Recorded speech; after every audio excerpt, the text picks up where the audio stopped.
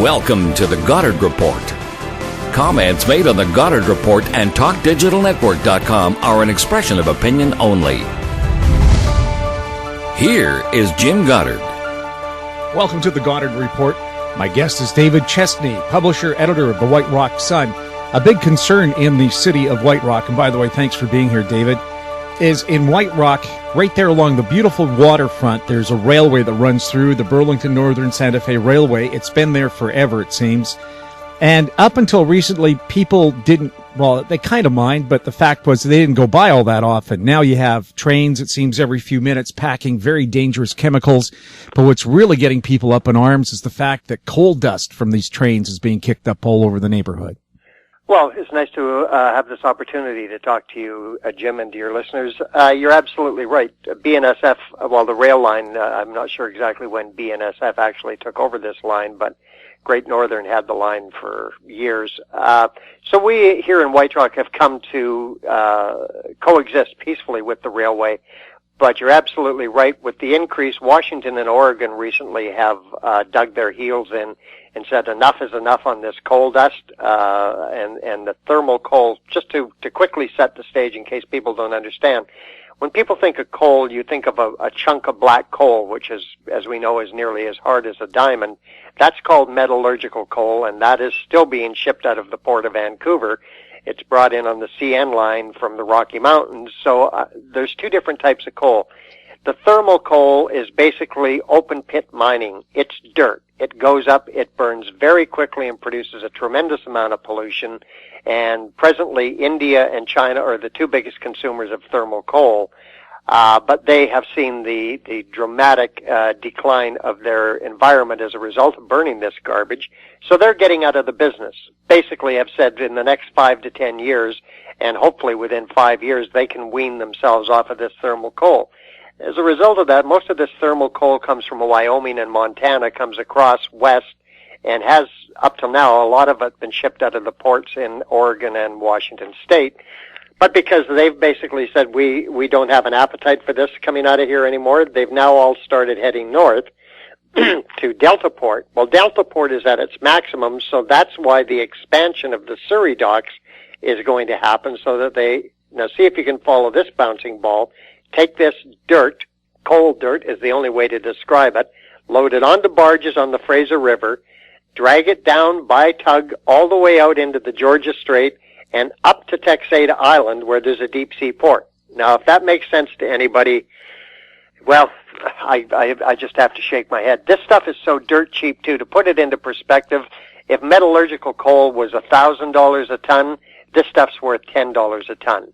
So that's why there's a big push to get this out. Now, you know, the train, a lot of the trains that run through White Rock now are 130 cars long.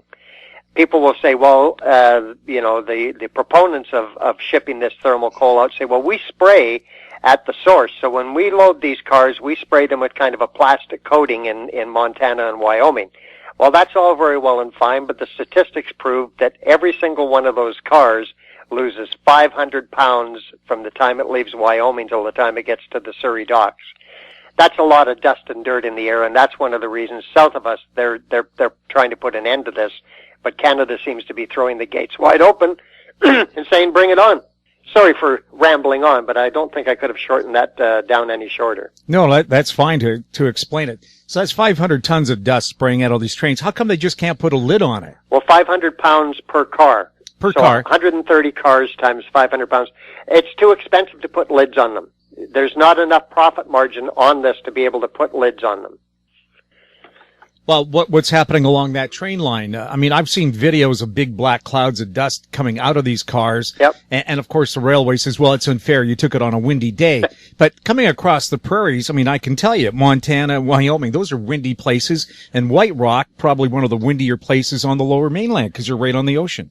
They do travel slow enough along the actual White Rock waterfront because of the population and the big curve they have to go around and then run through Crescent Beach. But when they get out across the Mud Bay Flats and Colebrook, never mind Montana, it's blowing off of those cars, you know, right in our backyard. Just not so much. I've never actually witnessed it blowing off the trains down along the White Rock waterfront. I'm sure it does on a very windy day. It's only natural that some of it would be blowing off, but you don't see those big black billowing clouds that you're referring to that are all over YouTube of these trains when they're out in the middle of the prairies or out in Montana hammering along at 70 miles an hour or whatever they're traveling at when they're in a not a heavily populated area. Now, of course, local folks are worried about the air pollution caused by these coal trains. Is there not a vehicle out there right now where they claim to be measuring the kind of pollution caused by the trains? Yeah, but well, in order to be able to expand Fraser Docks, there still has to be an environmental study done, which is happening right now. Port Metro has a air quality truck parked on the White Rock waterfront, but there's a little bit of a problem with testing for the air quality right now. They're there for 1 month, and I think they're just about that month is just about up. Unfortunately, it could be just coincidental. I don't know whether it's anything more sinister than that. They've chosen to check the air quality at least along the White Rock waterfront. There are 2 or 3 other stations along Delta and that where they're checking. But the empty trains right now, which are ones that might be polluting more than anything else because they take the train to the Surrey docks or Delta Port. They just tip the train over on its side, and then basically they leave. Now there's still so much dust and coal particles left in the train that a lot of the particles and a lot of the pollution is going to be coming out on the way back down south. One of the things too, as I referred to about the spraying of the coal dust to mitigate the escapement, they have now said, Port Metro has said that they're going to have the railway at the Peace Arch crossing before that train ever enters Canada. They're going to spray it again because they tried to for so long say, well, we spray the coal, it doesn't escape. And then because of what Washington and Oregon had done, that their investigative reporting told us that 500 pounds of each train. So now they've said, okay, you got us on that one. So we'll spray them again at the Peace Arch border crossing. But the empty trains that are coming back because of the work at Mud Bay right now, the empty trains are being routed back along the CN track away from White Rock and taking them across Abbotsford and back down into the States that way. So, are they getting absolutely perfect readings? No, because about 50% of the rail traffic is being rerouted away from the waterfront. It's been rather nice. People have noticed the difference that there's far less trains because, as I say, they're trying to decrease or limit as much rail traffic as they can to get those pilings in the ground out there on Mud Bay. But at the same time, then, if 50% of the traffic is being routed away from the waterfront, your readings are probably going to be 50% lower. One would naturally assume that, wouldn't they? But, of course, Port Metro says, oh, no, those are empty trains going back. But the empty trains, especially as they're first starting on that long journey, that's when all the coal dust is going to be escaping. By the time it gets back to Montana or Wyoming, I'm sure you could eat off the bottom of those train cars because they'll have been blowing dust and dirt for 2 days or however long it takes to make the trip back. But the vast majority of it is going to escape somewhere through Delta and Surrey as these trains are running supposedly empty, but far from being totally empty. I mean, they don't go in and wash them out or sweep them down or anything like that. If anybody thinks that's happening, it certainly isn't. We'll have more with David Chesney right after this. More and more people are looking to the internet for intelligent, riveting, and thought-provoking interviews. To advertise on the Goddard Report and TalkDigitalNetwork.com, call 604-699-8600, 604-699-8600. In Goddard we trust. Welcome back. We're speaking to David Chesney, publisher and editor of the White Rock Sun, about a problem in the town of White Rock. It's on the border between Vancouver and Washington State. And right along their perfect little waterfront, beautiful view. You have a Northern California climate, probably one of the best in Canada. But people are breathing coal dust. I hear complaints of people having their washing that's hung out to dry being covered in coal dust. And the railway is trying to claim it doesn't do that much pollution. The Regional District of Vancouver has a truck out there trying to measure this so-called pollution. But as David has just pointed out to us, half the trains that are going away from that area that could have coal dust in their cars aren't going by there where the air tests are going by. So what are the people in the community of White Rock trying to do about this? Well, they've been in touch with the local mayor and council and tried to enlist their support as well as Surrey Council, really to no avail. There's been a lot of, I think, misinformation fed back to the community. Our mayor here, Mayor Baldwin, and I do reserve the right to vehemently deny or to disagree with him. He's basically floated out that train track could be moved in 5 years. It's not just the coal dust, the same material that exploded in Lemagantic is just one of the types of dangerous goods that are drawn by here on our waterfront. Chlorine gas, ammonia, the list goes on and on. And again, this is not the first time that these dangerous goods have been pulled through here, but I'm sure that most people probably heard the CBC reports this week where 80% of the CN rail operators, the engineers, have admitted that they've fallen asleep at the switch while they're working. Can we take those numbers and transfer them across to BNSF? Absolutely not. But if the problem is that rampant with CN pushing their drivers, pushing them as hard as they can, 28 shifts in 30 days, some of these engineers, I don't know. I haven't done the research with BNSF, but people are concerned about the coal dust, but it's a three-prong. There's the dangerous goods, but the biggest thing that's really bothering the people in White Rock is the noise. We just had a woman that was struck and killed on the train tracks here in White Rock last summer. People are wandering around the train tracks. BNSF is on record as saying of the tens of thousands of miles of track that we operate throughout North America, the most dangerous section is the 2-kilometer stretch in front of White Rock. So as a result of that, they're hitting the horns harder, louder. There's basically been in place in White Rock from 10 p.m. to 6 a.m. The horn is not supposed to be operated unless there's somebody clearly on the tracks. Well, I don't know whether the case is that there's a lot more people on those tracks, but the people that live down closer to the water now are pulling their hair out because those horns are blasting loud and long and harder than they've ever heard. And as a result of that, their quality of lifestyle is dramatically on the decrease. So that's probably the number one. The coal dust thing is certainly a topic of conversation, but the biggest thing that people are very concerned about is the noise of the train whistles blowing day and night, and the possible threat that we could end up with 8-foot-high mesh fences all along our waterfront to keep people off that train track. Why don't they move it? Well, it's only 2 kilometers worth of track. That's the difficulty of trying to find another route. People have talked about, there's a group here has been operating for years, a rail safety group called Smart Rail. They have talked about the possibility of a trunk at Bellingham and running the trains up north. From what I understand, that may or may not work because presently that trunk, in order for them, after BNSF gets through Crescent Beach, they hook up with the CN line, and then they go the rest of the way on the CN line. So the thought is that they could just head up to Abbotsford and hit the CN line there. From what I understand, though, the rail line there goes right through the downtown district of Abbotsford. So no matter where you move this rail line, somebody else's neighborhood is going to be dramatically negatively impacted. I think probably in some way, shape, or form, perhaps. I mean, would I like to see the train track moved? Absolutely. But I think I'm being realistic when BNSF has already spent $15 million on the Mud Bay Flats outside of Crescent Beach and haven't even spent the money that they're going to on the swing bridge. I don't think they're moving anywhere anytime soon. That's my feeling.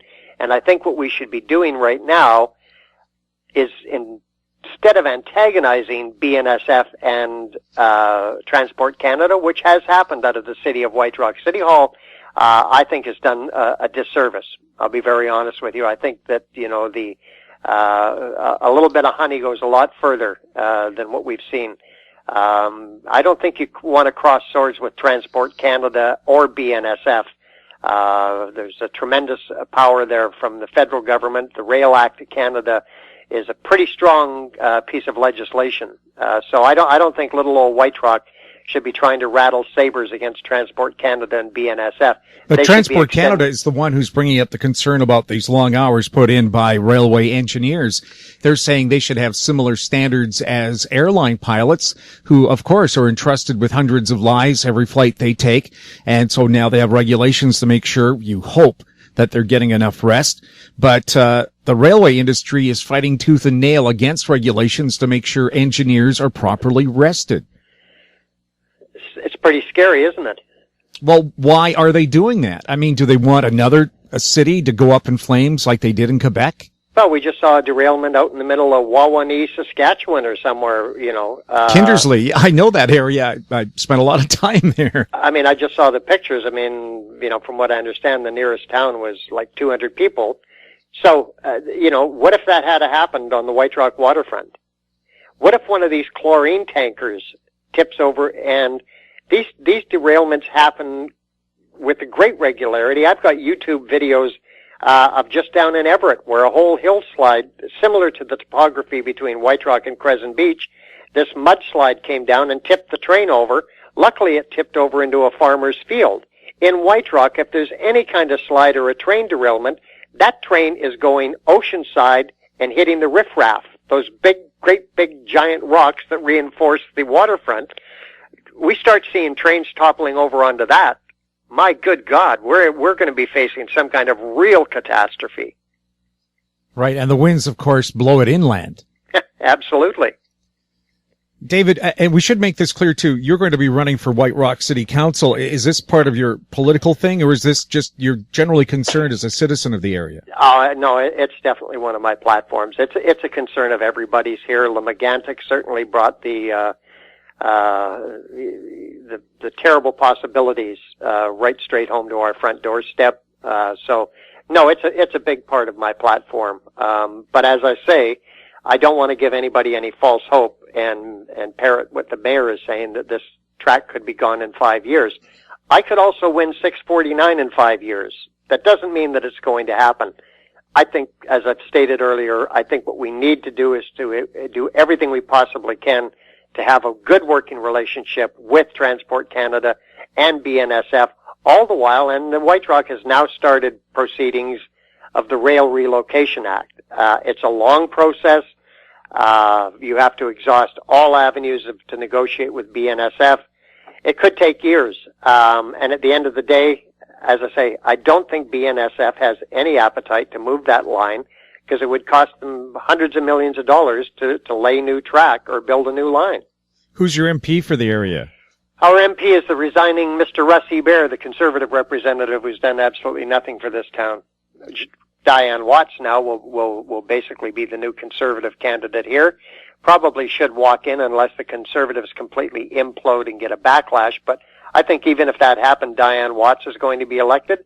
She'll be a strong voice in Ottawa. She, after Lemagantic, there was a meeting held here with the city of White Rock and Surrey, and they talked a lot about rail safety and the possibility of moving the rail line, and basically then they packed up the easels, put them in the back of the car, and went home, and we never heard anything more about it. When she announced that she was accepting the candidacy for the Conservative Party, she said that she is concerned about rail safety, but all of a sudden she's not talking about moving that railway anytime soon. Right, and I know with public safety, with the tragic murder of that 17-year-old girl and the suspect being a very dangerous fellow, I know she was outspoken about it. Now she's going to be running for the party who let that guy out. Yep, yeah. Well, politics makes strange bedfellows. And it sounds like for whom the bell tolls behind you there. Yeah, I'm actually working in the tower, the clock tower today. Well, bats in the belfry and all that. David, thanks a lot for talking with us. We'll stay up to date on this issue, and I think anybody who lives near a big rail line, I know in North Vancouver where they have the rail line running along the waterfront there as well. If they have an accident, the city would be cut off from the rest of the Lower Mainland. Mm-hmm. Yes, no, they have concerns over there. I'm not as obviously as informed about what's been happening over there, but there's been a number of homeowners that have seen a dramatic drop in value of their homes as a result of expansion of train yards and stuff like that. And take a picture of the railway tracks on a hot summer day and see how straight they aren't Exactly. Yeah, and you wonder why there are derailments. My grandfather worked for the CP Railway. He was a section engineer in charge of making sure the tracks were perfectly straight every day so that passenger trains could run at over 100 miles an hour. Now they creep along at 50. Wow. Because the tracks just are not in that good a shape. Simple as that. Say a prayer. Well, I'll say a prayer, but I don't know if that'll stop chlorine, lithium, propane, oil, coal from spilling. No, it's not going to, and I was being somewhat facetious. I think we have to be very active because if we have a spill, it's going to be incredibly bad. We've got one of the densest cities in all of British Columbia. White Rock is only 19,000 people, but we're in a 2 square mile area. So we're all stacked on top of each other. So if there was a disaster, it could take out a lot of people, and I don't even want to consider the possibilities of that. Well, I know we always say in Canada, railway safety always seems to be predicated by the loss of life. There's no guard gates at a rail crossing until somebody gets killed there. Well, we saw the center of a very beautiful town go up in flames, and yet there seems to be a lack of progress here. The government, as you know, can change legislation overnight if they feel like it. They have a legislated dictatorship. And yet, when it seems to be inconvenient, it sure takes them a long time to make any change. Well, I believe, too, and I haven't read it in its entirety, but I've had people that are far more informed on this topic than me. The Rail Act of Canada supersedes all level of governments, certainly civic, provincial, and federal, because at the time that the government of the day, the federal government, was looking to have the railway built from sea to shining sea, they basically cut them a pretty sweet deal. So the Rail Act of Canada is a very difficult thing for any level of government to draw the railway and admonish them or pull them in on just about anything. It's a pretty all-sweeping piece of legislation that very few Canadians, and until things started to happen here, I wasn't fully aware of it, and I suppose I should take the time to read it in its entirety. But it is a massive document. But the Coles Notes version is basically it gives the railway pretty much sweeping powers. David, is there a website or email somebody could use to get in touch with you or to learn more about this? Well, the whiterocksun.com is my online newspaper. If they wanted to send me an email, editor at whiterocksun.com, I'd be happy to hear from anybody. And I'd just like to take this moment to commend you for what you do with Talk Digital. As we saw this past week, the consolidation, ever-increasing consolidation of media should be something that is a conversation for another day. But I tip my hat to you, Jim. I know the amount of time, effort, and energy that one has to put into it, and there's, at this point in time, not the remuneration that we would hope for, but stay the course, my friend. Thanks a lot for chatting with us. Thank you. My guest has been David Chesney, publisher, editor of the White Rock Sun. You can find it online at whiterocksun.com. You're listening to the Goddard Report on TalkDigitalNetwork.com. You can find us on Twitter at TalkDigitalNet. We're also up on YouTube. Comments about the show can be sent to info@howstreet.com. I'm Jim Goddard. Comments made on the Goddard Report and TalkDigitalNetwork.com are an expression of opinion only. The Goddard Report is available online and mobile at TalkDigitalNetwork.com. The Goddard Report is a production of Howe Street Media Incorporated.